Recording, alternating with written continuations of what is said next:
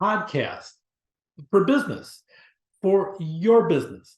I have a friend of mine, he's an HR guy, and he's up in Oregon, and he's got a podcast going, and he runs on a regular basis. He posts daily on LinkedIn. He's got different people coming in, and he runs it and everything else.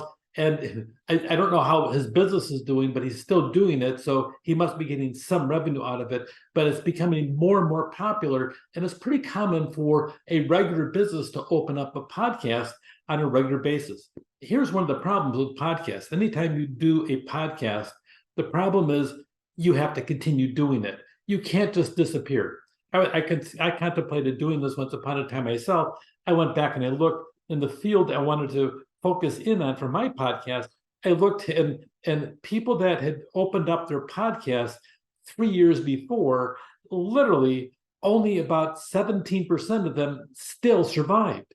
The problem is once you start, you can't stop. If you decide to go on a weekly podcast, sometimes that's okay, because once a week is not as much as daily, but the once a week, though, you have to still do it, and you have to plan it. Now, the one person that I was talking about that was doing it, she was doing it 3 times a week, Monday, Wednesday, Friday. And so she would do it sometimes from her car. She'd do it sometimes at a conference she was speaking at, and so on. So a lot of people do them, but you have to be consistent, and it's got to be a commitment for you. You can get an awful lot of traction, not by running a podcast, but by being a guest speaker on a podcast. I've done that multiple times, and it's kind of a nice thing. People are always, podcast hosts are always looking for guest speakers.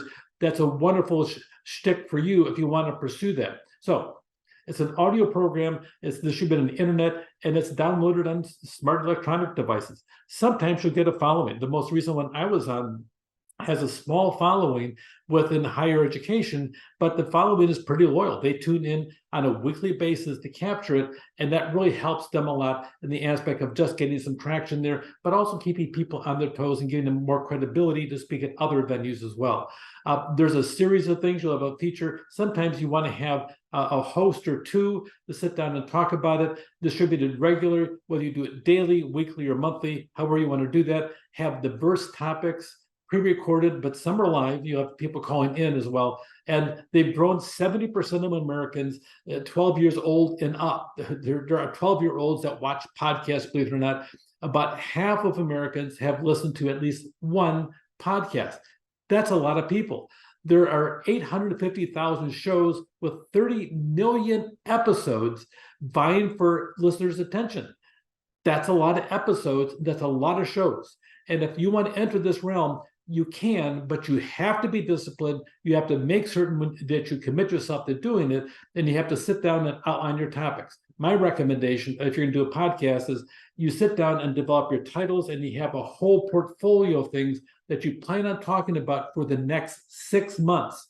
Even if it's daily, you map it out, map. That's a big thing. Vary it, have different types of topics to capture your interest, and make certain you know what your target audience is.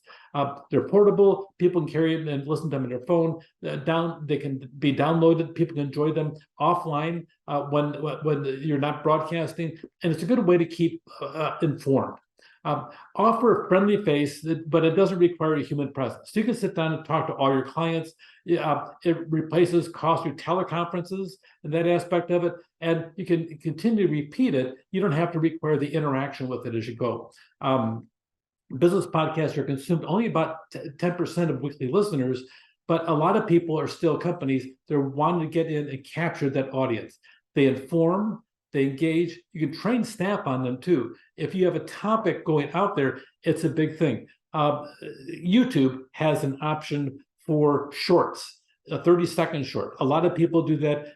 Vertical screening, when you go through, you're just kind of fishing through, trying to see what's out there. You have that aspect of it. And actually, YouTube shorts are bigger than TikTok, which I was a bit surprised when I read the data on it. So a lot of times the podcast, though, is longer. You want to have it. You'll have anything from a normal podcast to those that go for 2 or 3 hours.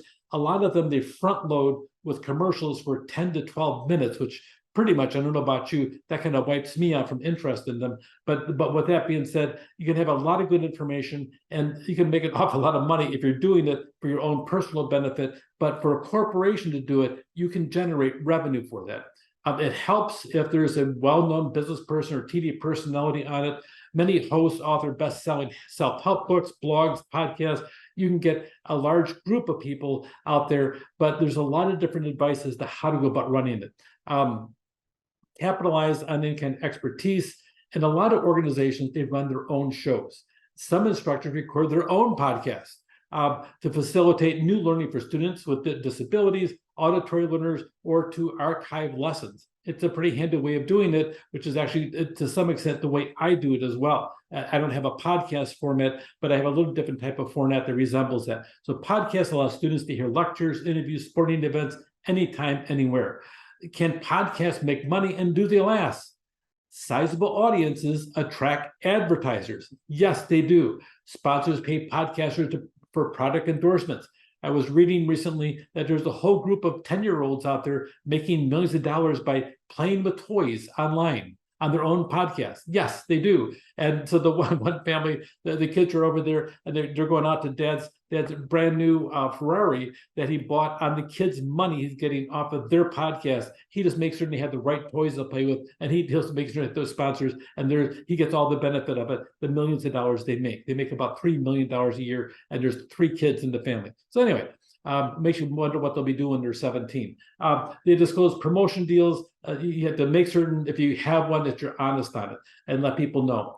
Podcasts have exploded in popularity. They cover every topic that you can imagine, and then some you really don't even want to imagine. So if you're interested, make certain you can include your own company's services and products on it. It really will help promote your business.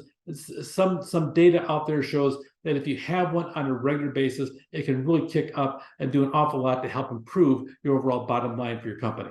Podcast or business is the latest rage. You may want to get on that as well. Take care.